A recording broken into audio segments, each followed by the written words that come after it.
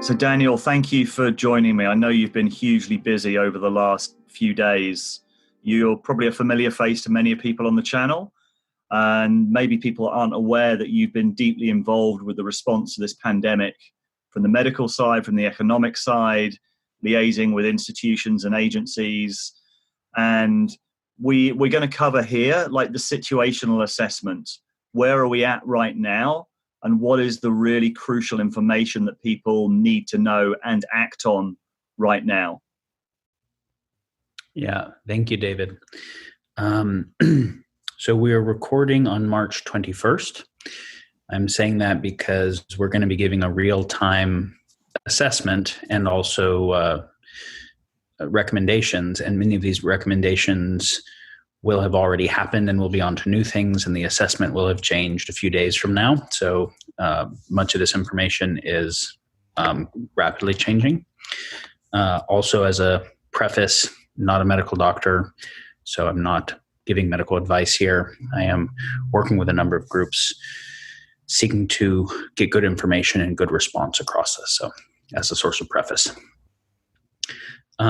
We'll start with a kind of situation assessment and then what a risk assessment of how the situation could unfold based on unknowns and different response types would be, and then response recommendations, and then some brief notes on the background situation that has brought us here and what the kind of bigger picture responses need to be for systemic fragility and catastrophic risk writ large.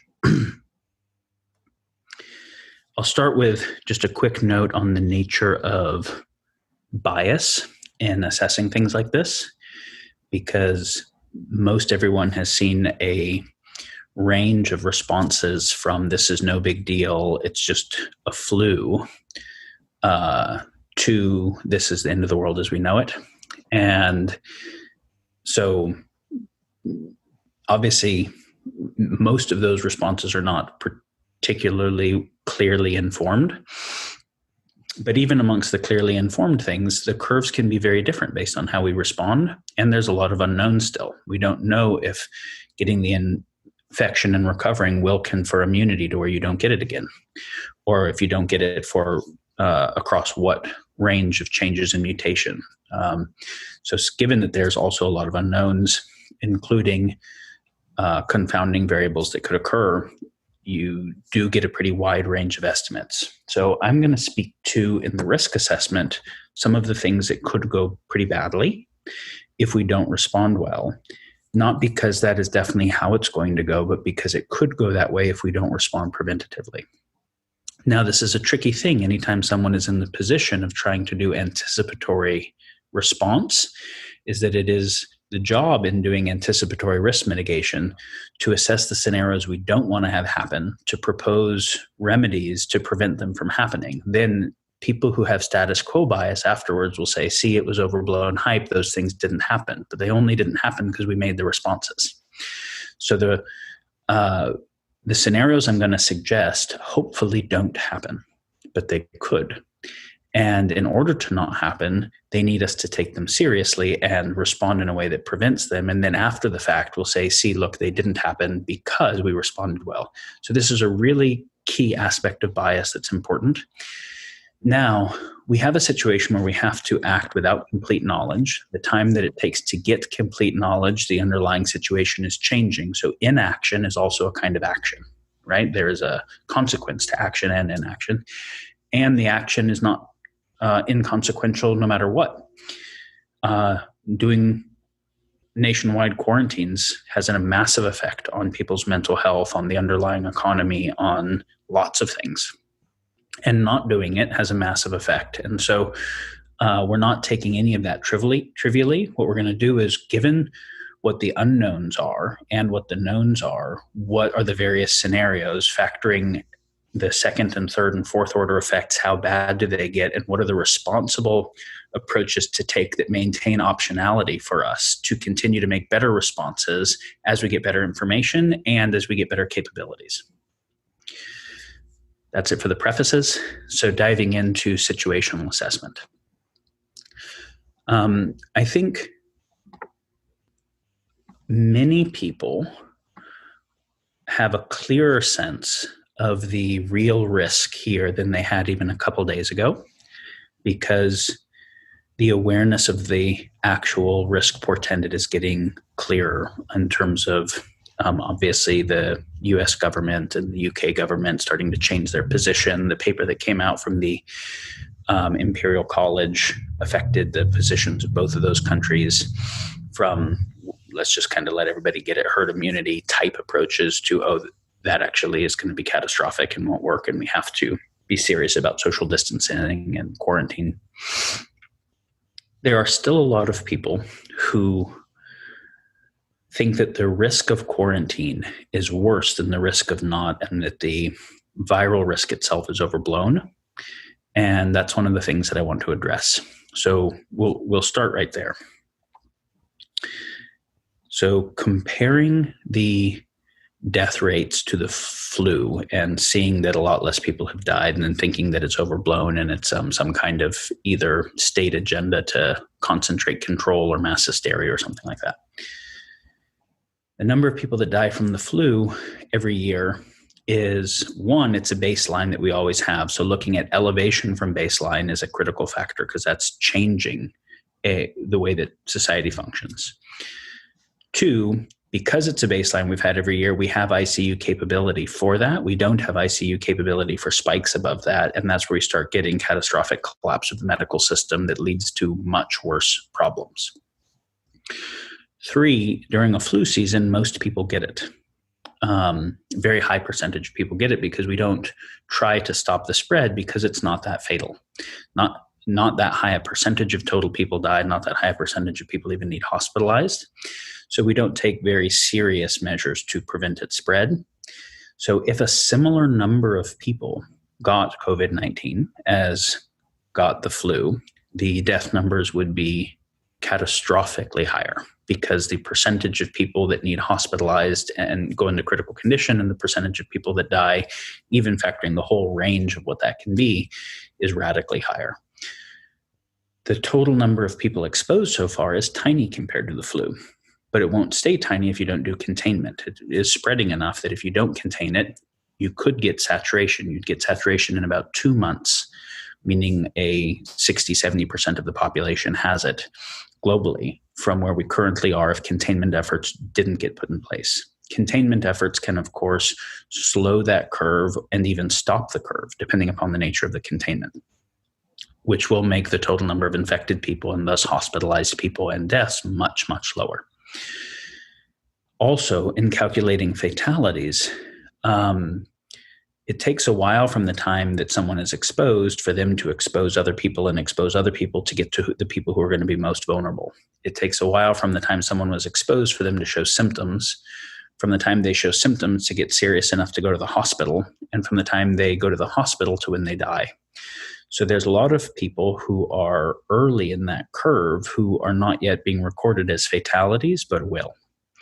And so comparing the fatalities right now to the flu is like a whole bunch of statistical mistakes at once. That's just one important thing to factor. If you got to that, say, 60-70% infection rate as you get with the flu, what, just a comparison, what would the death rate be? There's a few numbers that really matter. R0 and CFR are the two that most people are focusing. R0 is each person that gets it, how many other people will get it from them. And CFR is case fatality rate of the total people who are infected, how many die. The other number that I think is critically important that is not quite as popularly being tracked is of the total number of people who get it, how many need hospitalized, how many have to go to ICU. That ends up being really critical because of the much larger percentage that are hospitalized than die, the downstream effects of that are very profound, and we have to factor them. All three of those numbers are variables. They are not fixed just by the nature of the virus themselves. So they're very affected by the social response, social and institutional response. So regarding the R0 number, when we say the R0 is 2 or 2.5 or whatever it is, This is a statistical average. First, it's a guess based on not knowing the actual number of infected cases because we aren't testing enough to know the actual number of infected cases. And it's an average across people who stay at home and don't interact with anyone and people who are riding the subway and interacting with everyone and are in a lot of contact and would be what we'd call super spreaders. So someone might infect 1,000 people and someone else might infect no people, right? So averages are very misleading because someone can say, okay, 2.5 people for me, but particularly young, healthy people who don't think they're at risk of dying. And so they're like, I can take a risk of getting this more than I can take the risk of missing, making money or whatever it is, might continue to, and especially if they stay, because of being relatively healthy, low symptom for a very long period of time while being infectious, they could be super spreaders to a lot of people. So it's important. Oh, the other thing with regard to R naught that we have to understand is so obviously that's averaged and some people will spread much more than others, but also this topic of portal pathways, being able to spread it to a critically sensitive community or spread it to other people who will become super spreaders or who would have otherwise been unaffected. So it's not just like how many people did you spread it to, but did you spread it somewhere that actually is a really big deal getting there versus not getting there. So for instance, vulnerable populations like senior living facilities. The death rate is also averaged across populations who mostly all won't die versus that have very high mortality rates. So the mortality rate in a senior care facility of people who are both older and have comorbidities is extremely high. And so let's say one of the workers who's going in there, whether it is a nurse or a janitor or whatever, is infected. They don't know that they're infected because there's not enough testing. They're asymptomatic. It spreads in there. The fatality that occurs from that would be very profound. If a worker goes into a prison or into a homeless facility or into doing social care work in Skid Row, in a major homeless area, if those areas could be totally quarantined right now and protected from getting it, we'd be much, much better off, because if they get it, it's extraordinarily hard to prevent it from spreading. And when we already don't have enough intubation equipment and ICU capabilities, those aren't the first places it's going to go. So we have to factor not just super spreaders, but portal pathways. Research patient 31 in South Korea. South Korea basically had it contained. Then one person who wasn't contained was in lots of social connection, and all of the other cases that happened there are believed to have occurred from that one person. So, this is a place where we're not just factoring ourselves, we're factoring the spread and the civic responsibility associated with it. So the infection rate is a massive variable, and we can change it. That's the first thing.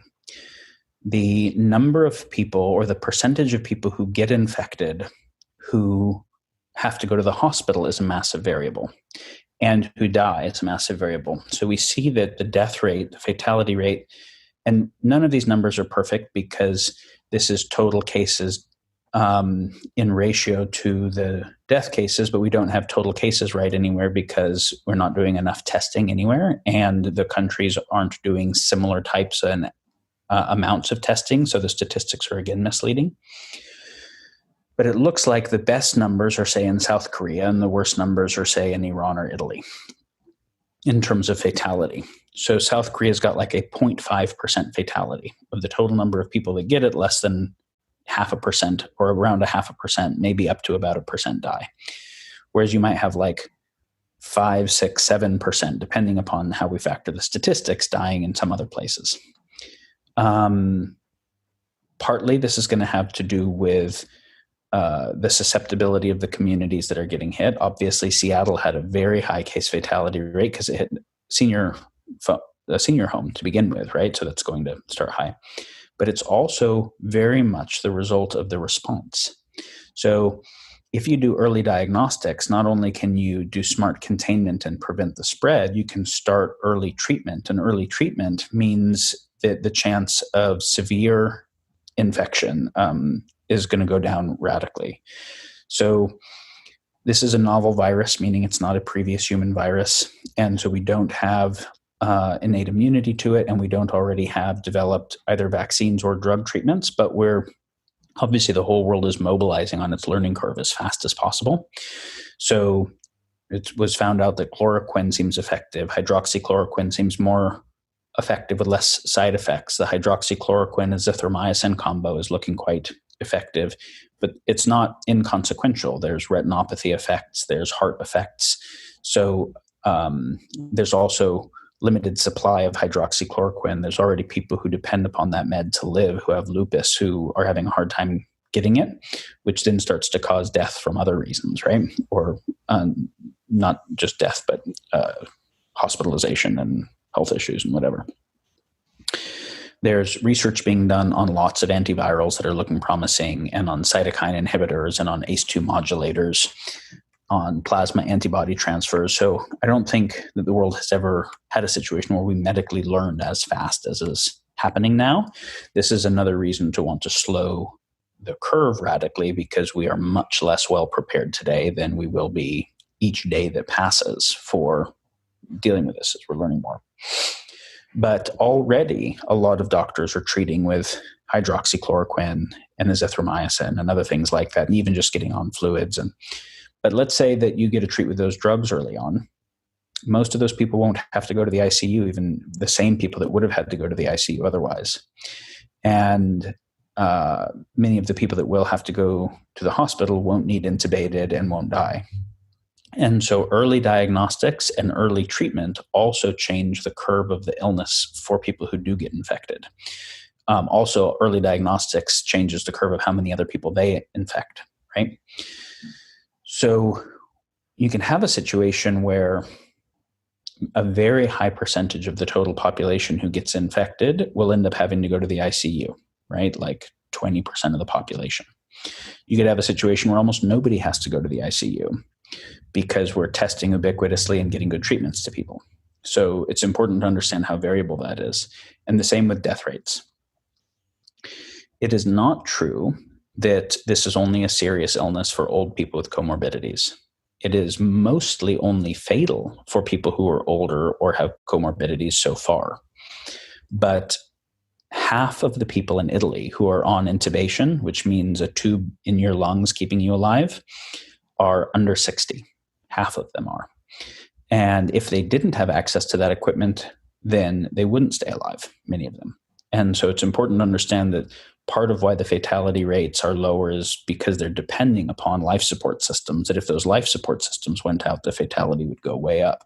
Now, Italy's already got to the situation where they don't have enough respirators and ICU capability for everyone, so they're triaging it. So some people are just being let to die because they don't have any other options. So then the death percentage goes way up, right? That's the single biggest thing that affects the percentage of people that die, is the overwhelm of ICU capabilities.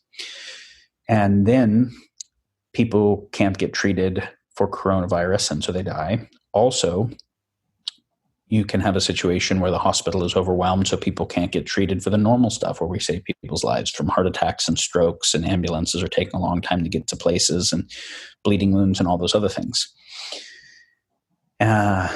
So it's important to understand that all of those numbers regarding the spread of the infection, the number of people that get hospitalized, the number of people that die, are all variable. We can change all of them, and the recommendations we're going to share are how to make those numbers lower.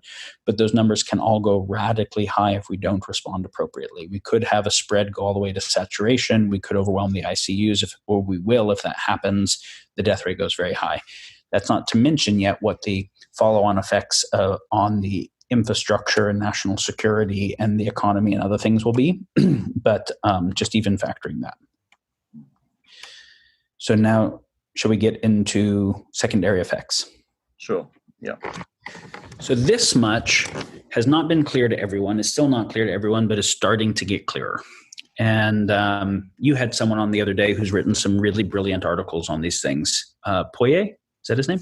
Thomas Poirier, yes. Poirier, yeah. Read his articles. They're very good. And, that kind of information is starting to get clearer. The next step we have to look at is, let's say that we look at the health effects on people as first order effects. These are the virus direct action. First, actually, before I get to second order effects, let's address some of the unknowns here. Will immunity be conferred? Don't know.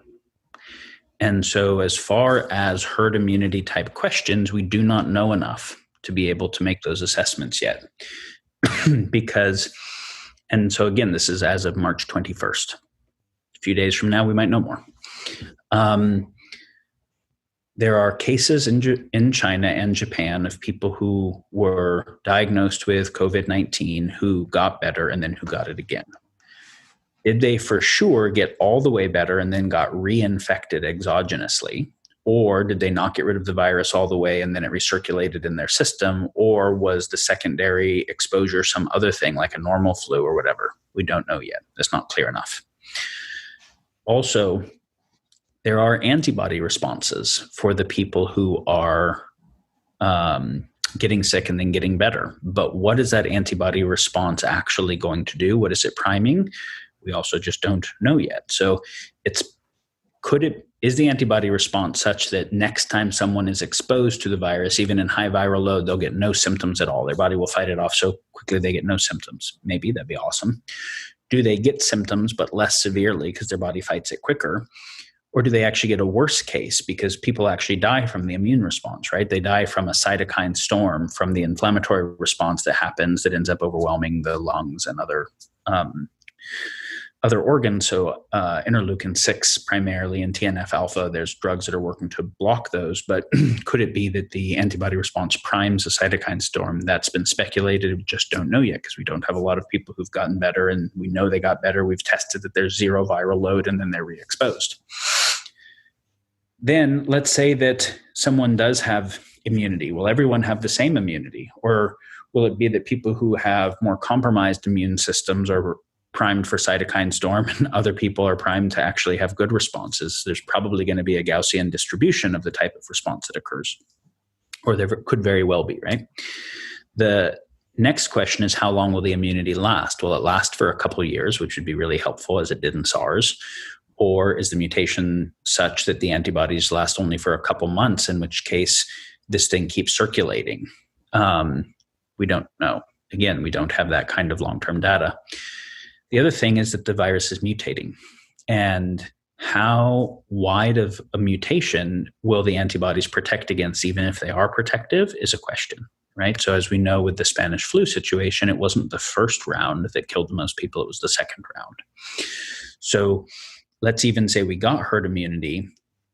We know that we don't get herd immunity against the flu permanently. It every year kills a bunch more people, right? And we know that even if we vaccinate against it, the vaccine is not good against the mutation. So we have a similar situation here. Let's say that we didn't control this adequately and it's with us every year like the flu now, but on top of the flu, but with a much higher fatality and it reaches saturation numbers.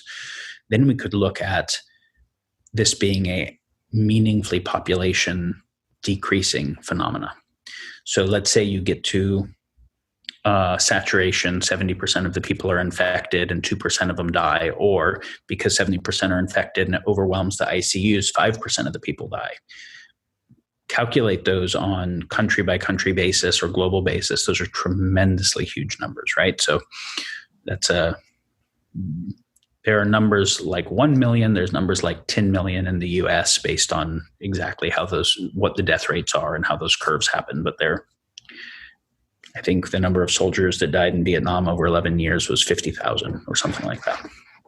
So you can look at the multiples we're looking at. So we don't yet know about whether immunity will be adequately conferred. We don't yet know about the rate and the severity of the mutations and if the follow-on mutations will be more or less lethal. We don't yet know what the long-term health effects of contracting this are. So we know that viruses don't just go away permanently. In many cases, they go into chronic phases. So someone gets herpes and they can continue to get herpes, right? They get HPV, warts, and they can continue to get warts. And they can continue to become infectious when that happens.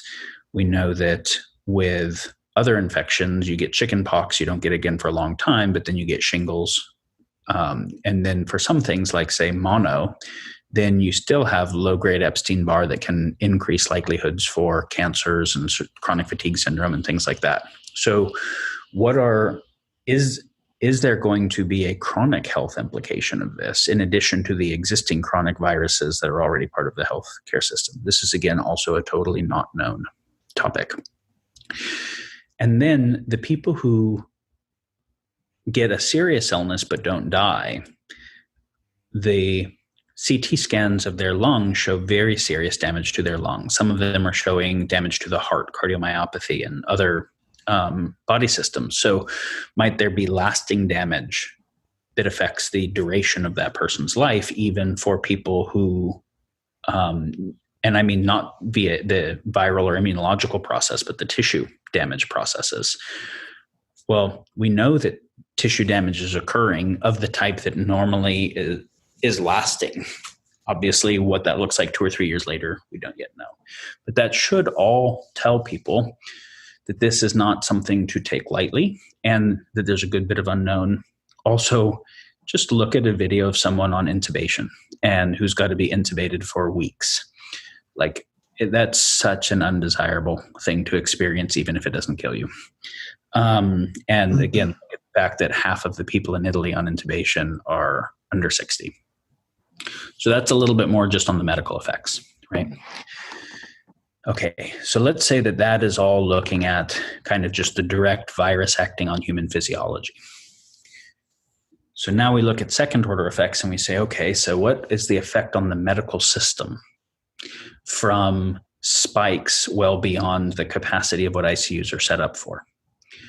So it's expensive to run hospitals. It's expensive to run intensive care units and to train lots of doctors and whatever to just be sitting around waiting for surges. So hospitals and ICUs run pretty close to full capacity for financial efficiency, which means that really big surges are things that they're not well prepared for. Some things can be upregulated fairly quickly. Some things can't. Like, it's not very easy to build a lot more respirators in a hurry or to train a lot more doctors in a hurry. So if the number of people who are going to ICUs is within the capacity that the ICU can scale up to, the death percentages will stay relatively low. If it exceeds it and the ICU has to start triaging who gets treated and who doesn't, the number of deaths, the percentage of deaths is going to go way up. So let's say that the number of people that are going in is 2x what the ICUs are prepared for, and they can get people in the hallways and whatever. Okay, that's one thing. But what if it's 10x or more? This is where you start seeing what you're seeing in Italy and, and worse, where it's just people just can't be treated. Now, besides the fact that most of the hospitals in the US are already running low on personal protective equipment or don't even have it, and doctors are putting themselves and nurses are putting themselves at huge personal risk. The rate of doctors and nurses getting sick is estimated at something like 2 to 5x what the rate of everybody else is, and they're the people who most critically can't get sick. And there's not enough ICU beds, there's not enough intubation equipment, there's not enough of the tests of the hydroxychloroquine, of the whatever, right? Various things. Doctor friend of mine in LA told me something like, currently there's 150 beds in ICU left in LA. There's 10 million people in LA, and let's just look at what any percentage of saturation looks like. And what any reasonable percentage of that having to go to ICU is. And it's like, oh, that can look terrible in a hurry, right? So what happens if our doctors and nurses are getting sick? And we saw a couple thousand healthcare workers in China get sick, right? And China did a good job of containing it to one area, which we haven't. We now have cases in all 50 states. They were able to mostly quarantine Hubei province and Wuhan and have the spread outside much less, but because of their drastic, rapid, intense response. And also, even if the doctors and nurses don't get sick, just wearing them out because they're trying to save lives running so many shifts. Go look at the videos of people in ICU in Seattle in Italy and just kind of get a sense of what that looks like, and read some of the letters that doctors in Italy are writing that are kind of sharing their experience.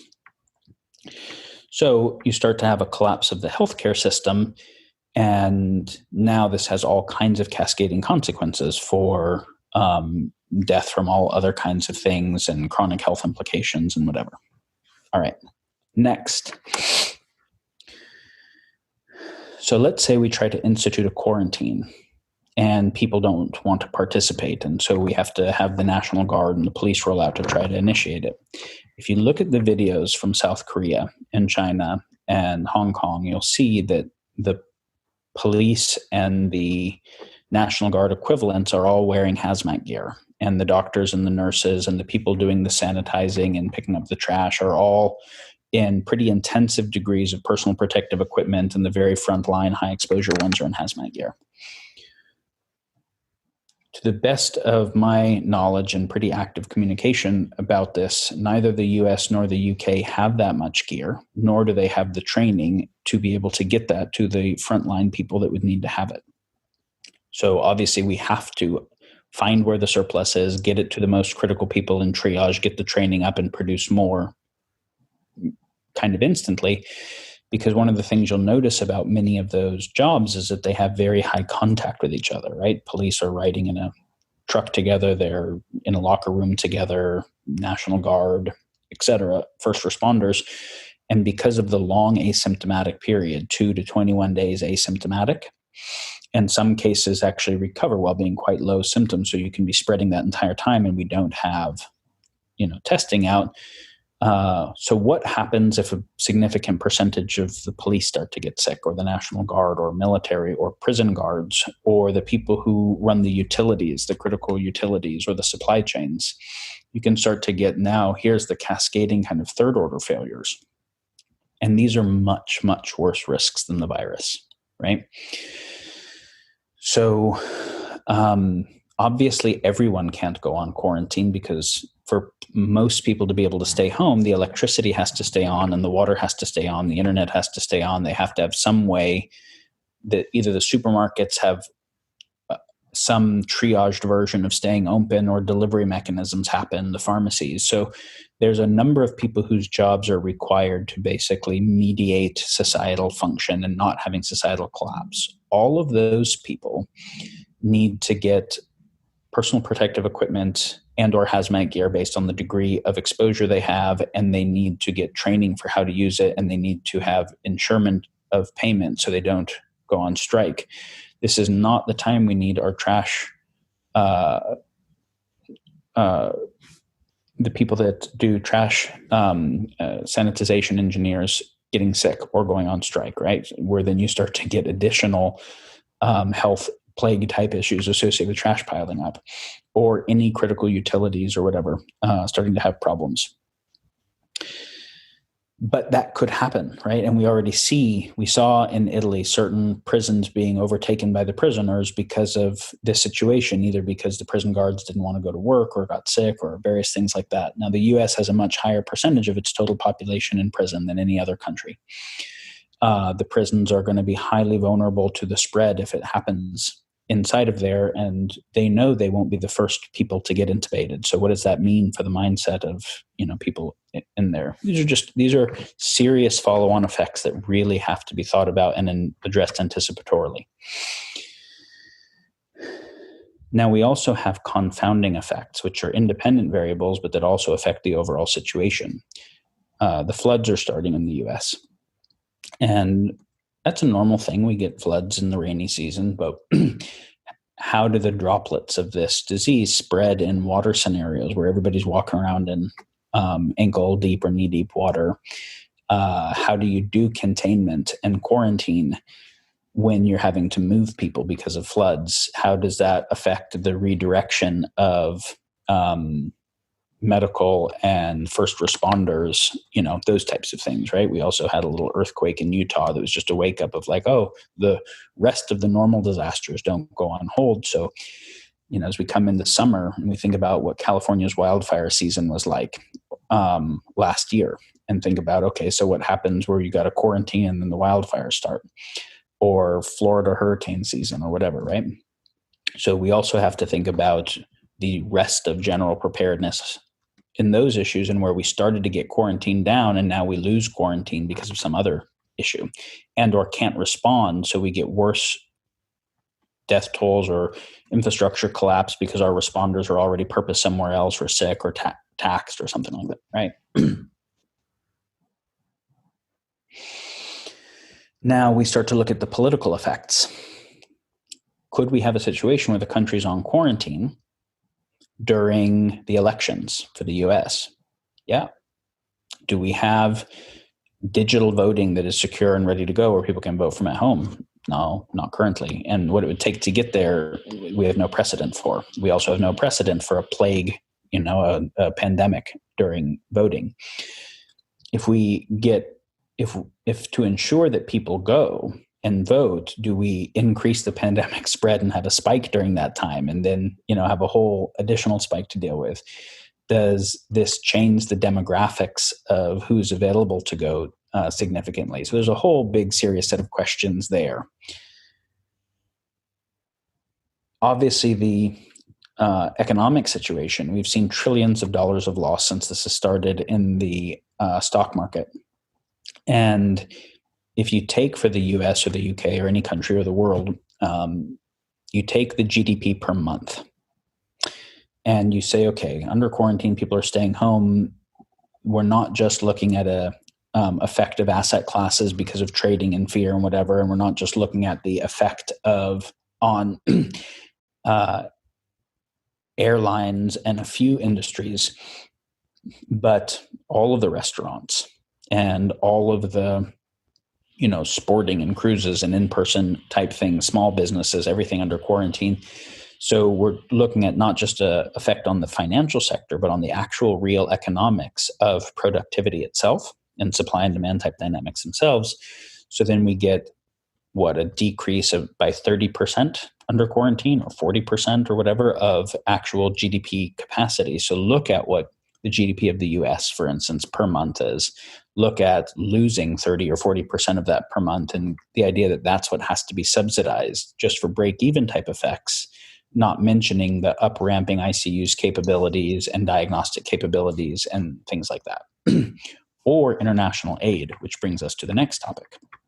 There's a lot more in economics, by the way. 70% of Americans live paycheck to paycheck and can't afford to be quarantined for a while. So they will push to want to keep working and, spread infection. For them to be able to stay home is going to require economic support and stimulus packages, which are already in discussion, which is really good, which should be suspension of rent and mortgage payments and either a UBI or some kind of food and medicine provisioning type capabilities. There's going to need to be protection for small businesses so there doesn't have to be massive laying off of people, because if you have bankruptcy and collapse of small businesses, they can't rebuild themselves that quickly. There's a learning curve to be able to rebuild things. So it's like, when you clear cut a forest, you don't get a new forest back right away. And so there's a lot in the economic space that has to be addressed. The geopolitical space is actually where my biggest concerns are. So I'll share a scenario. It's not the only scenario. So we see already Saudi Arabia doing and Russia in this, oil price gouging kind of scenario, and that could play out all kinds of weird ways. So there's lots of different scenarios that could occur, but let's specifically focus on US-China relations and overall geopolitical placement. First, let's look at what the epidemiology for the whole world could be, because we don't know. Originally, there was a hope that this would follow seasonality and either let up a bunch in the summer and or as a result of temperature effects not really hit warm countries as much. We now see it spreading rapidly in Brazil and in other warmer Asian places, and so that hope has been kind of thwarted. It looks like there aren't any places that are unsusceptible. So there are places that are earlier in the curve and later in the curve, and some places that haven't been reached yet, but unless some kind of massive measures are taken to not be reached, then they will. So specifically what happens when India gets hit. China has a huge population, but they didn't have to quarantine their whole population. They had to do some measures across the whole population, but they were able to contain to a province pretty strongly.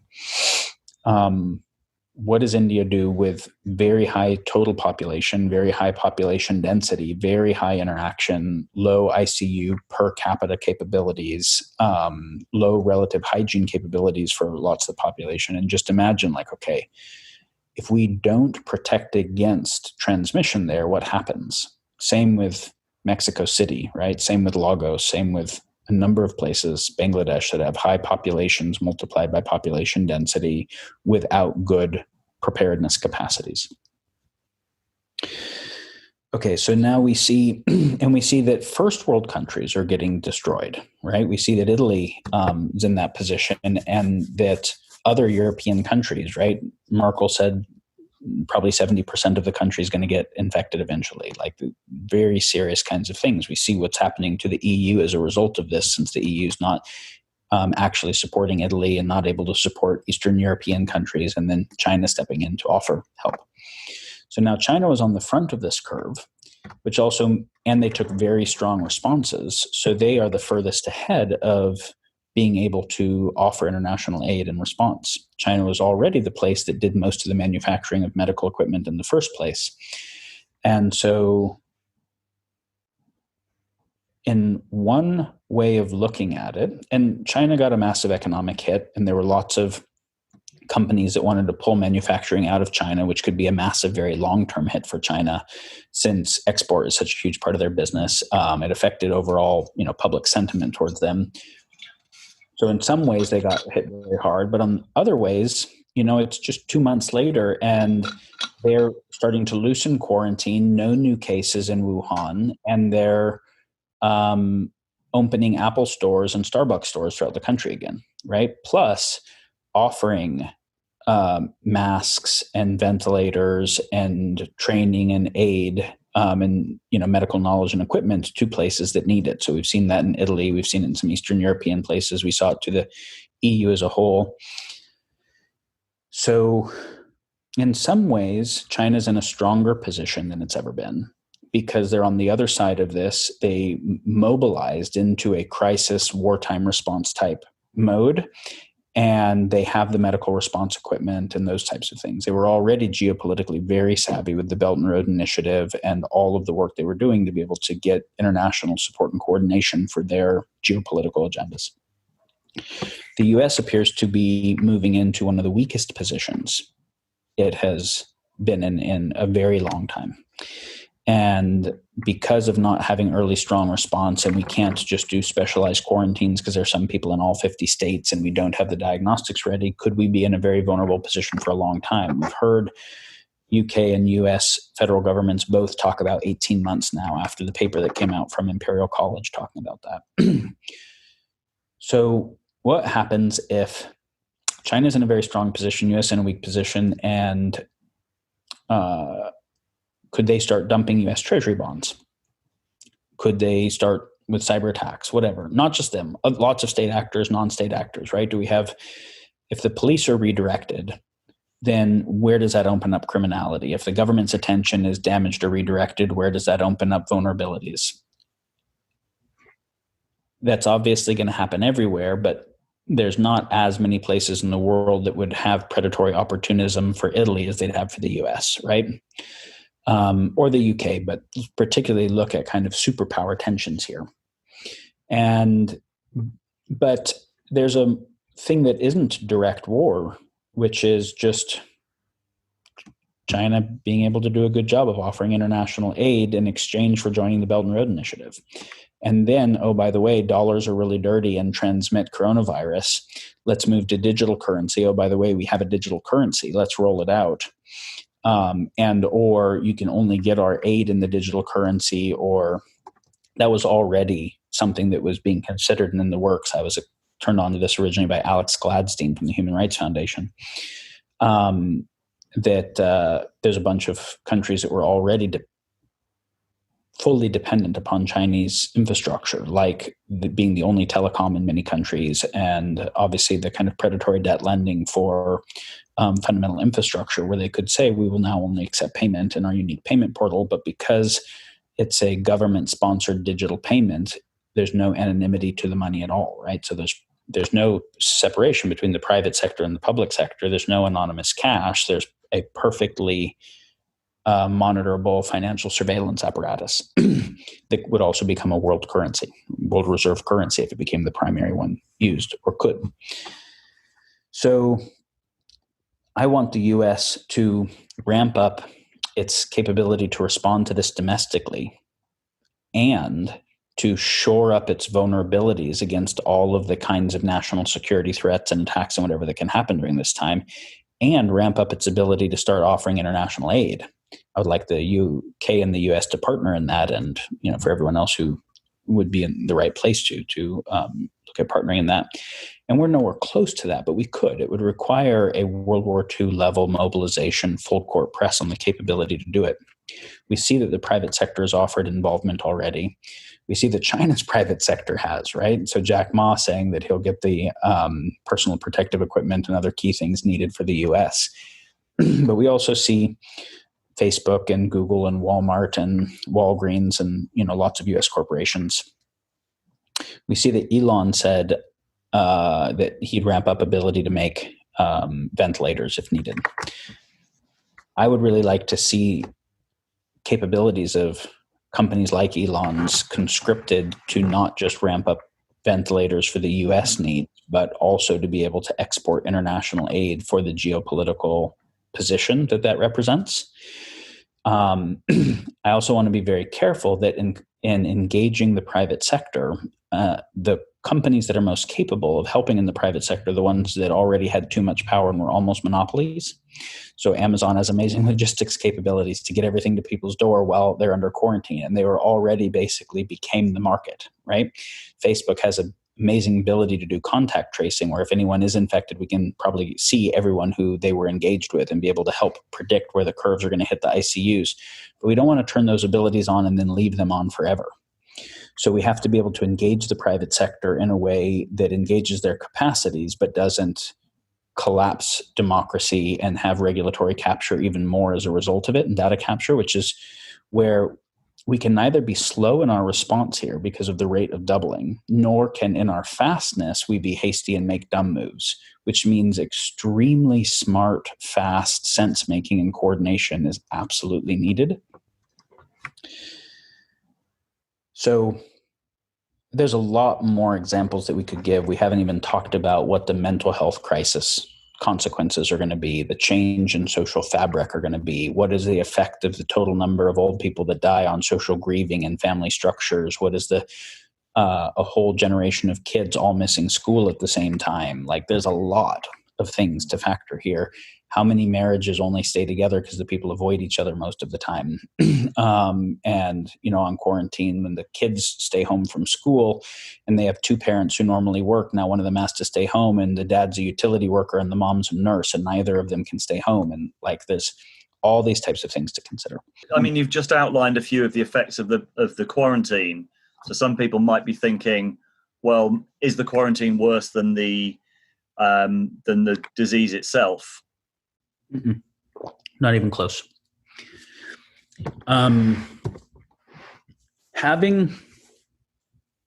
If herd immunity occurs, which we don't know, it needs to occur slow enough that it doesn't overwhelm the ICUs, which means we still have to do everything we can to stop the spike from ICU overwhelm. If the herd immunity doesn't occur, all the more we want to stop the ICU and stop people from getting it because it doesn't even help to get it and get over with it. And we need to be able to ramp up the diagnostics and the early treatments that are going to be able to be the actual longer term answer. Losing a bunch of our doctors and nurses, having collapse of critical infrastructure, having so much national damage that's occurring from the death tolls that we become more vulnerable to attacks of various kinds. We've already seen increase in kind of coordinated disinfo attacks that look to be state actor and some non-state actor attacks and cyber attacks. No.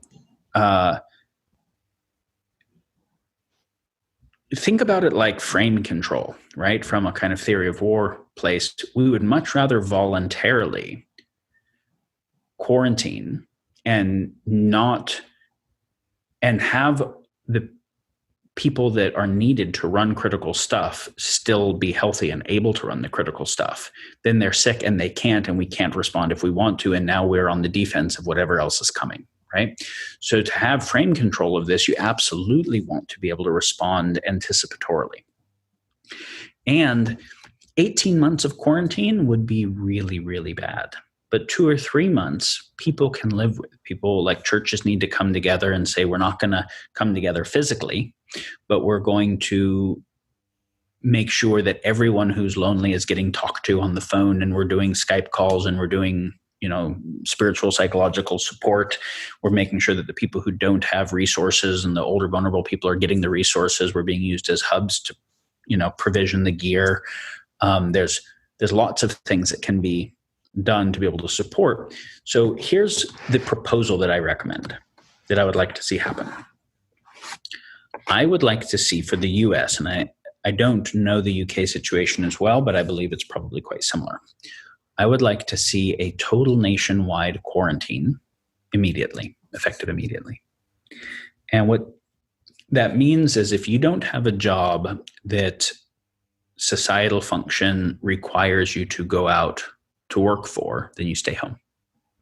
So if you run utilities or critical supply chain or first responder or whatever, then you need to then the government has to be able to provision personal protective equipment and hazmat gear and training to all of those people. The training is critical because even if you have the gear and you use it the tiniest bit wrong, touch the outside of something while you're removing it, then it's completely worthless. And this is, again, a situation where the money that was cut to the CDC and Office of Pandemics and like that was really disastrous, because we need more of these people to have been trained already and to have gear already and to have earlier response capacity and better coordination.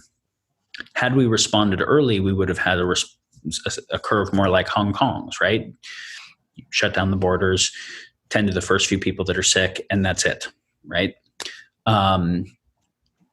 Then you have a South Korea type case where a lot of people get infected, but you can't just kind of prevent anyone from getting infected, but you respond very strong. You do the quarantines, you do the personal protective equipment and the sanitizing and the social distancing, and you do the very strong diagnostics early on and the tracing, and you have the curve flatten very steeply. And it's important to understand that South Korea is a democracy. This isn't only totalitarian autocracies can do draconian measures. And the draconian measures will seem very humane and sane compared to like tiny little Italy. Italy is the size of not China, but the Hubei province has already had more people die than China. And it's still early in their curve. So that actually should be seen as radically inhumane to not respond quickly. And I mean, we're not seeing these responses yet in, the UK and the US, for example, and generally. Why do you think that is? What do you think it is that people are not getting? Is it the nature of the exponential curve, or what do you think are the blocks right now? Well, I think the Imperial College piece that came out really changed the UK and the US's perspective, it seems, because they got, oh, fuck, this isn't the flu, this is serious, and collapse of ICU looks really ugly, and we don't even know about conferred immunity. So the whole just naive, this is not going to be that big a deal, or we all need herd immunity anyways, and we'll just cull a little bit of the population. Those are just gibberish ideas. And I think that we were running on gibberish ideas. There's, of course, alternate hypotheses about different intentions. I don't think that it matters to speculate on that right now. I think what matters is to just get appropriate responses. And the appropriate response right now is that even though we have people in all 50 states that are infected, but that's not evenly distributed. We still have 50% of the cases in 5 or 6 counties. which means that we do have to do a very smart, coordinated triaged approach. Where do we get the rate limiting gear, the diagnostics? Does it have to be equal quarantine everywhere? No, right? So what does a smart approach look like? Requires much better coordination and much faster responses than we've had. But as is right now, the total percentage of the population affected is still small, relatively, right? But with a 3-day doubling time, that changes very quickly, and you reach saturation in less than 2 months. Now, when we say reach saturation, like 70% of the population in less than 2 months, that's if no measures are instituted. And we can already see they're being instituted, even if not at the federal government level. California just implemented a policy statewide, and many cities are implementing at their city level, and a lot of people are voluntarily quarantining. So we're going to dampen the curve, but it needs to be dampened much more radically. So why have we not before? Some combination of miscalculating, being more afraid of the economic hits, and not calculating how bad the economic hits of it hitting catastrophic infection levels would be. Just rampant coordination failure, cut resources to the areas that would normally know how to respond to this appropriately.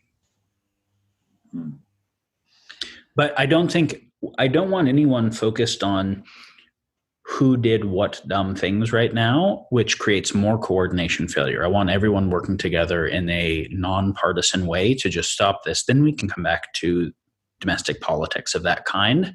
But if we have any kind of red, blue, left, right nonsense right now, lots more people will die and the catastrophic effects will be worse. So this needs to be unified response within countries and between countries. They're also, obviously, viruses don't give a shit about borders. So they only care about transmission. And so that's the other thing, is that national governments cannot respond to pandemics. They can respond, but they can't solely respond. That requires international coordinated responses. I want to see nationwide quarantine. It's the only way to stop the spread, because the spread is human to human or human to surface to human. And if you stop the social transmission, it stops. It's important to understand, though, that viruses don't care about speeches or politics or economic interests. Like, it's biology, it's physics. And this is one of the things that we, in general, there's this truism that the generals who are at the top of the military during peacetime are not necessarily the ones who are best at winning wars. So when we move into wartime, sometimes they start losing battles, and we kind of have to rotate through a few times till we find people like Churchill and Patton that are good at winning wars that we wouldn't necessarily want in peacetime because they aren't politicians or diplomats. I see that happening now, where you can, for a lot of issues that are just our social constructs, speeches and what people think and what they feel, and being able to just dope the information ecology is adequate because we're just trying to move human sentiment. Viruses don't give a shit about that. So we're actually dealing with base physics again, right? And overwhelmed ICU doesn't give a shit about that. And critical infrastructure, there's a lot of these things where it's like, oh, we're actually dealing with physics again. And so doing politics will not help. And so anyone who only knows how to do politics and is at the top because they were selected for during that time will just keep failing. And whoever knows how to actually do real physics, biology, logistics capable stuff will get upregulated during this time. Okay, so quarantine to stop the spread. Now, I would like to see that called for at a nationwide level. I'd also like to see it called for at a statewide level, because if it isn't called at the nation level, states can do that, right? I would like to see it called for by mayors at a city level. I would like to see the celebrities come out and all tell everyone using all the channels they have, hey, stay the fuck home, because right now people pay more attention to celebrities than to epidemiologists, even in a life or death situation. So the celebrities should confer their celebrity power to the epidemiologists and save lives. They don't usually have the opportunity to save lives and help national security and all those things right now the way they did before. And if they're left-oriented, save lives. If they're right-oriented, national security. Again, it doesn't matter. It's the same thing on both sides at this particular point. I'm not saying that both left and right wouldn't care about both things. I just mean whatever it is someone cares about, it's going to be the same answer here.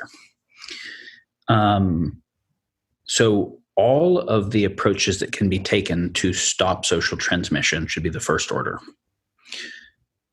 And then in order for that to happen, we have to do the economic support and stimulus packages that the people will actually stay home and that can occur. So that means stopping rents and mortgages, insurance that small businesses won't go out of business, and other businesses that are larger businesses but that are totally dependent upon human contact won't go out of business, through tax credits, through subsidies, through whatever types of stimulus packages are needed. The UBI or other kinds of food and medicine provisioning, those types of actions have to be taken. They don't all have to be taken at once because we're going to have to figure them out and they're going to have their own consequences.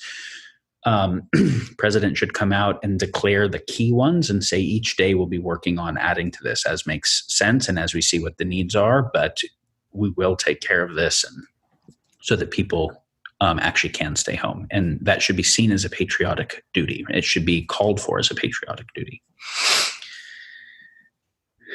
Also, in addition to be able to make the quarantine happen, not only do you need the economic support, all the people who can't be on quarantine need to have the personal protective gear, hazmat gear training that they need. And so that should be an absolute top priority. We mentioned many of the areas, but you can factor what those areas are: healthcare, first responders, infrastructure, utilities, etc. Vulnerable populations particularly need very hard quarantine measures. So the seniors facilities, the prisons, the homeless facilities, the immunocompromised places, those need very hard quarantines because we can't have spreading. And we can't have spreading happening within those. It'll be too much of a disaster. So those should be particularly fiercely protected. So next, after quarantine and all that it takes to make that happen, the focus is a full court press with the private sector and the government working together to ramp high quality diagnostics so that we can do ubiquitous diagnostics, so we can move from a total quarantine to a smart quarantine. So a lot of people will protest, we don't have that many tests yet. That's true.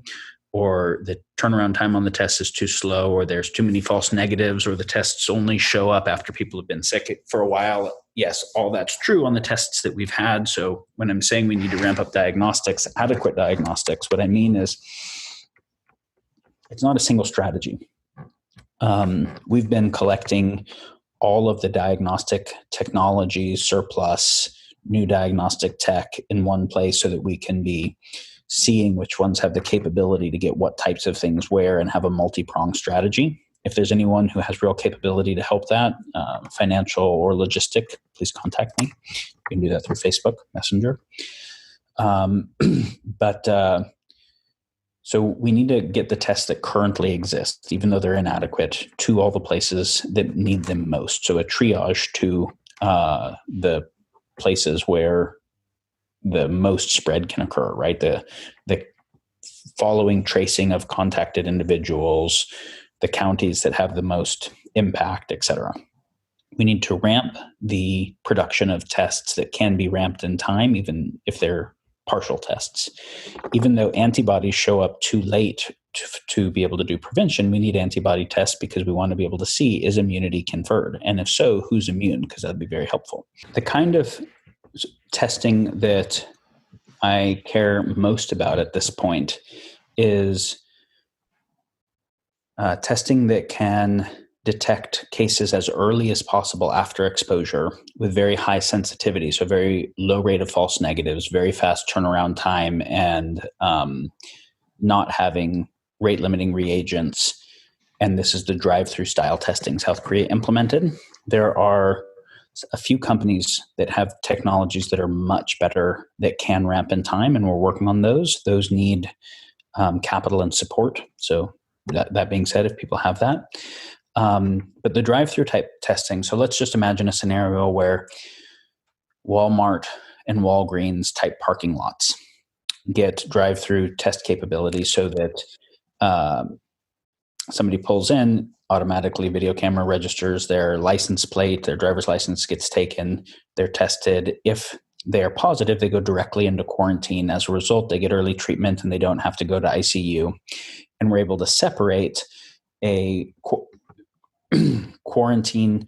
People being quarantined at home means the whole family gets it and the most vulnerable people get it. So being able to have quarantine facilities where then the rest of the family is treated as exposed and we get diagnostics to them.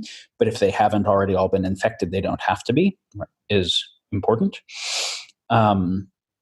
And yeah, people can get on early treatments, and we can separate people who need to go to ICU for normal non-coronavirus reasons versus those with coronavirus, and be able to separate facilities for that. We're also going to see that as the doctors and nurses get sick, but if they have access to early testing so they can get on early treatment, many of them, either because their symptoms wouldn't have been that bad anyways because they're young and healthy, or because of the early treatment, will be able to keep working, but they can't run the risk of infecting other people. So you can have the negative pressure COVID facilities and infected doctors and nurses on treatment working there, and uninfected doctors and nurses in the other place where people are coming in for heart attacks and strokes and other things like that. So people drive in, they go into an appropriate quarantine and response. If they're positive, if they're negative, they get to park and go into Walmart and go shopping. And the pharmacies have the meds that people need, the personal protective gear and Lysol and hand sanitizers provisioned through those kinds of places. The food is available. We can also see the conscription, obviously, of delivery services, Uber, Lyft, DoorDash, whatever, being Amazon capabilities in terms of delivering stuff to people to be able to help make the quarantine happen. But so what I see is that we come off of total quarantine with a smart quarantine, where those who are either not infected, have never been infected, or are infected but have no more viral shedding. So we need tests that can determine total viral load. Also, if up front we can determine total viral load, we can determine how serious the case is likely to get and what kinds of treatments are warranted, factoring that the treatments have some side effect risk. But also afterwards, we want to make sure that there's no more viral shedding. So when does someone come off quarantine? Well, it can't be an X number of days because there's going to be a long tail distribution of how long people are still contagious. It actually has to be based on adequate testing. And so then people who are either not infected or are no longer infected can go back to work and off of quarantine, still with personal protective gear, social distancing, wiping down doorknobs, all those types of things, because they have to assume that some people who are infected are still out until the total case number drops to very, very low, which is exactly what China is doing and South Korea is doing. Once the total case number is very low, then life can return to normal. But this can happen in like 8 to 10 weeks, where we go from total quarantine to smart quarantine without a complete overwhelm. I mean, the ICU is going to be overwhelmed no matter what, but without a complete break of the medical system and without a complete break of the US or global economy. Now, if you start thinking about trillions of loss in market value and the amount of subsidy per month being in the closer to trillions type range, a meaningful percentage of a trillion, then whatever number of billions are needed to ramp the diagnostics obviously makes sense, right? To be able to go from a total quarantine where most people aren't infected to a smart quarantine where everyone infected is quarantined and the other people aren't. Obviously, during that time, we're also going to be ramping the ICU's capabilities, and we're going to be ramping treatments. So treatments from antivirals to vaccines to ACE2 modulators to cytokine modulators are all being developed super rapidly. And again, if we have a situation where people can get early diagnostics and then get treated and basically be fine and have very little symptoms and not go to ICU and not be intubated, that's a very different world. In a month or in 2 months, even in weeks, we'll have much better knowledge on treatment than we have today. We'll have more ubiquitous availability of the treatment and the logistics capability to triage and get it where it's needed. The diagnostics will be ramping.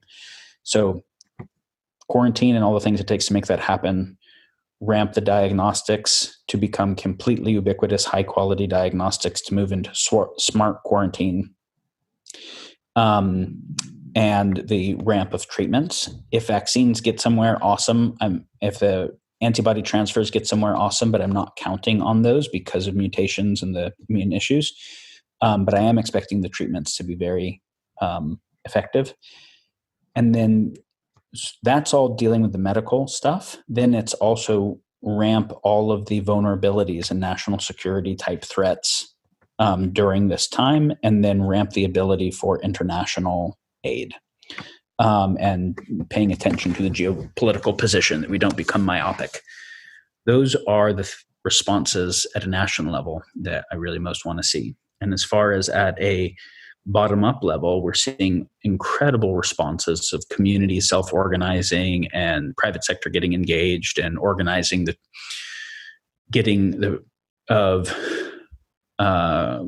personal protective equipment and various things to various places. But we're also seeing a lot of duplication of efforts and not great coordinating.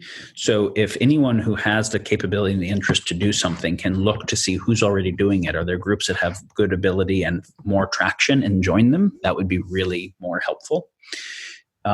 If you're wanting to see how to make your city do a good job of planning, whether you're a mayor or you're just a community leader, there are some cities that have already done a really good job, copy paste, and then also share best practices. If you're doing something for your city or your state, figure out how to share it with the other cities and states, or for your church with the other church complexes, so that we have the maximum amount of learning, sharing, the least amount of duplication. So Daniel, you've been writing about and talking about systemic risk, existential risk for an awfully long time. We've put out quite a few films on the channel around that. So you've been warning about these topics for a long time. How are you feeling now that it does seem that we're now facing a real world example of the sort of things that you've been talking about and warning about for a long time? Well, I mean, it's been obvious to anyone paying attention that this was imminent. Bill Gates has been talking about our susceptibility for a pandemic for quite some time. And as high profile as he has, that didn't have us get prepared. And COVID didn't cause Australia to burn last month, right? Australia burned for other reasons, and we haven't seen a whole continent be decimated in a natural disaster like that in recent history. And the climate change, where we had very hot, dry period and had already used up the groundwater and whatever in Australia that led to that happening, is the same thing that's going to cause 50 Celsius heat waves hitting India and Bangladesh that destroy crops and have vast numbers of people in fatal circumstances just associated with that. And then does that lead to war over the scarce resources? Does that cleave along Muslim-Hindu lines? Does that turn into an India-Pakistan war? Bolsonaro opened up the Brazilian Amazon. Ecuador is also under massive threat at the headwaters of the Amazon.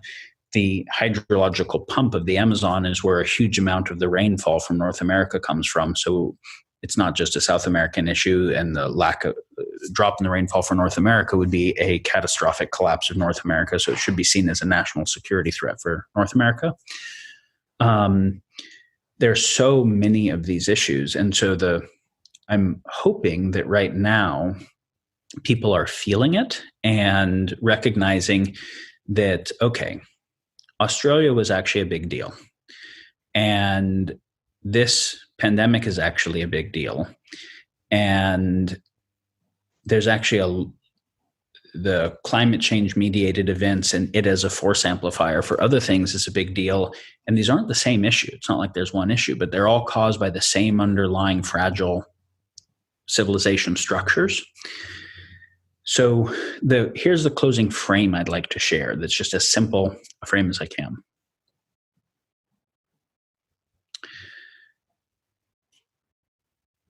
There are a lot of people that have a status quo bias or a positivity bias that doesn't want to look at negative things, or thinks that everything will be fine, or thinks that risks are always overblown or something like that. And they say something to the effect of, hey, look, we have thought the rapture was coming since the 16th century, that the end was nigh.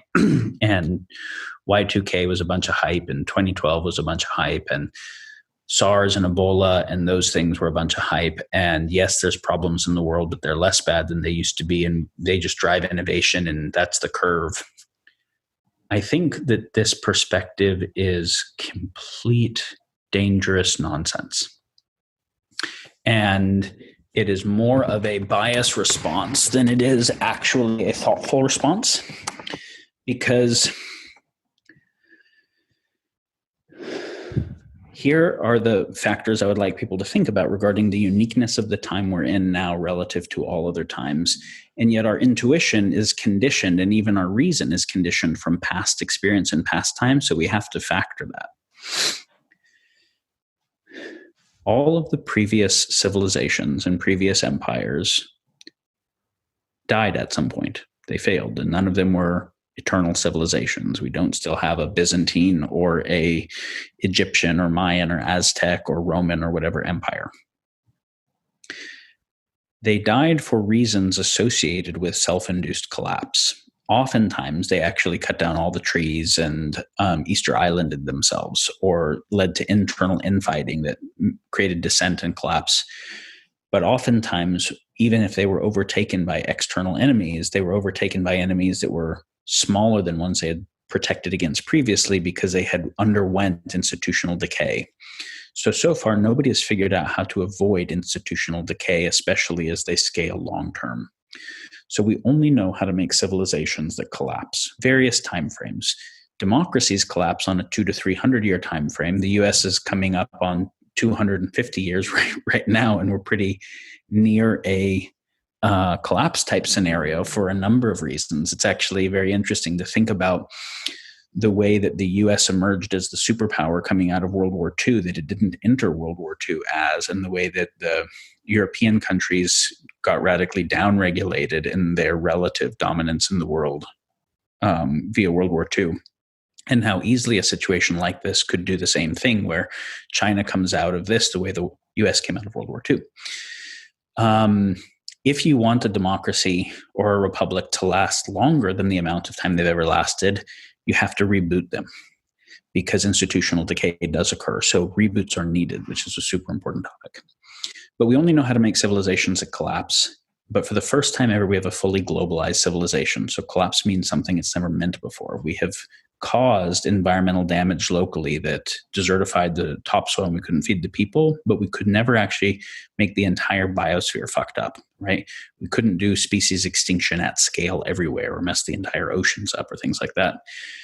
We don't have a Chinese civilization and a US civilization, because if either of them fully failed, the other one would also fail because of completely dependent interconnected supply chains and completely interdependent biosphere type dynamics. So we're facing a collapse of a civilization or an empire, but where the scale of it is unprecedented. The next part that is really critical to get is that we have used our power either directly, militarily, in ways that cause harm, or indirectly in ways that cause harm through social stratification, pollution, unrenewable resource, externalities of various kinds. But we never had tech where, even if we wanted to, we could fuck up everything at a global scale until World War II. That was the beginning of us having truly globally catastrophic technology. And the Romans couldn't fuck everything up if they wanted to at a global scale with the technology they had. So that's why the development of the bomb in World War II created the emergence of a world system that was completely focused on not using our new technology. And in the long arc of human history, World War II was like a second ago. And that was the beginning of us having truly globally catastrophic capabilities. So if you're using any forecasting from before that, it's nonsense in terms of what kind of harm we didn't do, because we also couldn't do. Okay. The only stuff that's relevant is what kind of harm could we do, and we did, right? So then factor the new capability. So World War II, the Bretton Woods world, we made the United Nations, and we made the World Bank, and we made the entire set of Bretton Woods agreements and all the whole world structure to make sure that we didn't use our new technology and that the superpowers didn't fight. But through the history of the world, major empires had always fought. So we needed to do something that we had never done. And we were able to do that because of a few things. We were able to create debt-based finance to be able to grow the economy rapidly. So there was so much abundance, we didn't have to have scarcity-based wars. But of course, debt-based finance is unsustainable. You can't do it forever because you can't run an exponential curve on a finite planet where there's actually a materials economy that's involved forever, right? And so, but we could do it for some time. Also, at the time of the Bretton Woods solutions, we weren't near planetary boundaries anywhere. We didn't have climate change. We didn't have dead zones in oceans. We didn't have biodiversity loss. We didn't have peak phosphorus or Amazon threat or any of those things, right? And one catastrophic weapon that's very hard to make, it's very hard to enrich uranium. There's only a few places that even have uranium mines. Two superpowers that have it that can both spy on each other pretty perfectly. Mutually assured destruction is possible. But today we have dozens of catastrophic weapons, not one catastrophic weapon. We have many dozens of actors that have them, including non-state actors, and many of the technologies aren't hard to produce. We have much more systemic fragility. It's important to understand that when you make something very efficient, you also make it fragile. Right? If you're operating your ICU very efficiently, it can't handle spikes. If you're operating your infrastructure efficiently, it can't handle spikes. If you have a supply chain that's very efficient and you get collapse anywhere, you can get cascading collapse. If you have lots of interacting dynamics where a drought somewhere leads to people having to move to already resource scarce areas, that leads to war and escalating war on already existing political tensions where larger weapons happen. Those types of cascade and amplifier scenarios are also unique to this time in terms of their scale, their connectedness. And so we have an explosion of risk happening at this time. And also in terms of exponential technology curves. As we can see with coronavirus, we're not good at having an intuition for exponential curves. Our intuition has never really interacted with exponential curves very much, so we're not conditioned to even notice what they are. We're used to things that have more normal growth curves than that, so our intuition for timescales is quite bad. So the underlying biosphere, the underlying infrastructure, the underlying social tensions are getting more fragile. There's more interconnectivity for cascade failures, and our overall impact capability is increasing exponentially. And as we can see, our intelligent, coordinated responses are shitty. This is the underlying situation. We could have completely prevented this virus. Fortunately, the death percentage on this one is not that bad.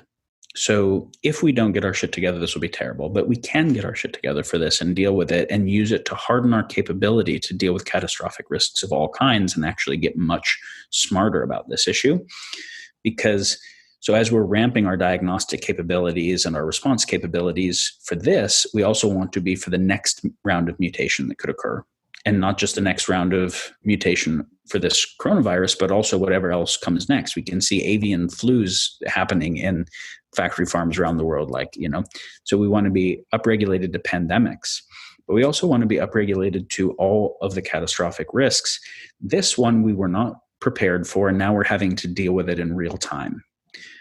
But had it been a Carrington event taking out the electrical grid, it would be so much more catastrophic. And so we can prepare for it, but we can't deal with it once it's happened. That's one of the key things. There's a lot of issues that once they've happened, that it's just really terrible, but preparing for it is doable. And so one of the lessons, hopefully, is there's a lot of shit that you just have to be prepared for ahead of time as opposed to deal with once it's occurred. This one is hopefully something that upregulates our response there and has us pay attention to systemic fragility and explosion of catastrophic risk and the inadequacy and atrophy of our overall governance systems, and that neither the government mechanisms nor the market mechanisms adequately dealt with this. So we need much better collective intelligence systems to be able to deal with risks than the current ones we have. So as we are upregulating our response to this, both the immediate and the second, third, fourth order effects, we want to also be not making things worse, like creating total monopolies by the way we wrongly engage the private sector or whatever. And we want to make sure that we're setting up capacity to handle the next ones better. Daniel, thank you very much for making time. Likewise. Thank you, David. As the tech revolution continues to destroy old media, the internet is fueling a new intellectual awakening. Television made people look stupider than they were. It turns out that people are smarter with longer attention spans than we thought. I'm a journalist and filmmaker. For many years I made documentaries for the likes of the BBC and Channel 4.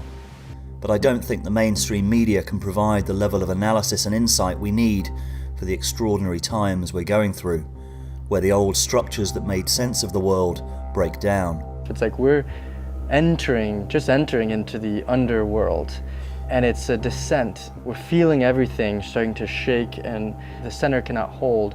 And when our ways of thinking break down, it's the rebels and the renegades who dare to think differently who are needed to reboot the system. Right, so what's happening is that people are perceiving, because it's becoming increasingly obvious, that all of these artifacts of the way that we've gone about doing civilization are breaking down and failing in a way that is no longer easy to pretend isn't happening. And so as a consequence, this triggers a deep visceral sense. And that's a good thing, right? Because that deep visceral sense is the return to the liminal, the return to the mystery. The shift that we are on the precipice of is not like the shift from the Dark Ages to the Enlightenment. It's more like a shift from single cell to multicellular life.